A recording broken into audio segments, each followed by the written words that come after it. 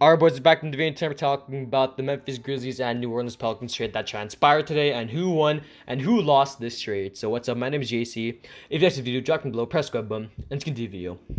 So this trade happened around 20-25 minutes ago, I want to say, and it was brought to you by ESPN. So here's what the trade looked like.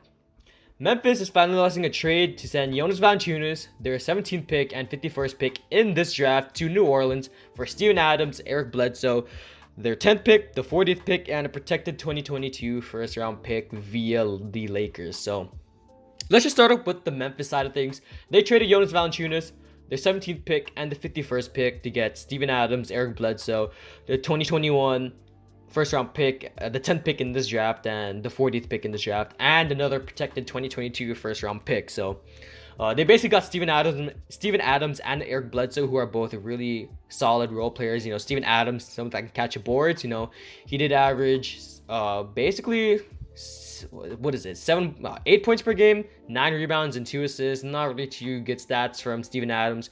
I definitely think of him as a good starting center, but nothing more than someone that can just role play at the starting center, man. That's basically it. And Eric Bledsoe, I definitely just imagine him coming off the bench. You know, he only averaged 12 points per game, 4 rebounds and 4 assists. Just pretty basic stats from both Eric Bledsoe and Steven Adams. Just two role players right there, man. So just on Memphis, I don't really know how that worked, to be honest. I mean, with JJJ, and Dillon Brooks, like that's their young three right there. I mean, Dillon Brooks is the oldest out of all of them, just standing at, I want to say, 26 years old. So Dillon Brooks, like, I don't know, man. I mean, I don't know how well Steven Adams and Eric Bledsoe is gonna work on this team, because, you know, it's a really young team, man. Out of those three, Dillon Brooks is only 25 years old, so I don't know how that's gonna work. So, but at least, like, Memphis, they got a ton of picks. So they got 3 picks. They got the 10th, the 40th, and a protected 2022 first round pick via the Lakers. That's probably not going to be too valuable. It's because it's protected, so it just probably wouldn't be anything too special. So, you know, but at least they got the 10th and the 40th pick. Now, I'm not a New Orleans fan. I don't know. I'm not a New Orleans fan, but I'm not a Memphis fan. I don't really know what they really need on that team, because, you know, I'm not really too immersed with them. I'm mostly a Rockets fan. So with the 10th pick, they honestly just might, I don't know who they'd choose, to be honest. Probably just like the best talent at that spot, or probably someone that can just basically play the 2, because I don't really think anyone's playing the 2 unless they start Eric Bledsoe at the 2 and then draft whoever they want at 10 and then have him come off the bench. But, you know, they're probably going to go for best talent at 10, and then 40th, you know, obviously, like, in a really loaded draft class, they're just going to choose the best talent at 40. And honestly, they might decide to trade this protected 2022 first round pick, because it is protected and it's via the Lakers, so probably isn't too valuable. Probably just going to end up going back to the Lakers anyways. So now on the New Orleans side of things, I definitely like this trade a lot for New Orleans, because they get Jonas Valanciunas, the 17th pick and the 51st pick. They get a really good center in Jonas Valanciunas. I think he's honestly like a top 10, top 15 center in this league right now.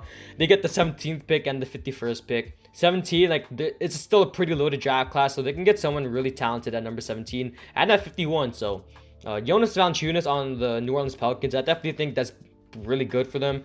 All really New Orleans needs is, you know, they need to get a point guard, because Lonzo Ball, he's not returning to the Pelicans. Like, I'm not gonna guarantee it, because, you know, that thing's guaranteed in this league, but I think it's a safe bet that Lonzo isn't gonna return. They also need a shooting guard.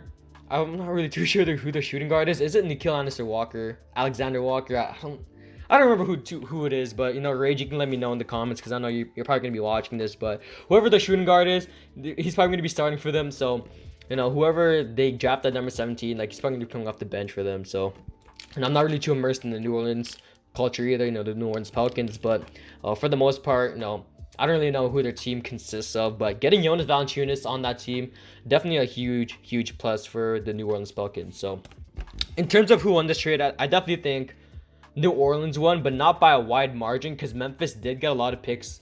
And basically just a lot of picks. You know, they got 3 picks in exchange for Valanciunas and 2 picks. So, I don't know, man. I mean, I definitely like this trade for both teams, but I think it kind of favors New Orleans a little bit more than it does Memphis, because Steven Adams and Eric Bledsoe, like, they're still really good players, but I don't think they're going to help them win all that much.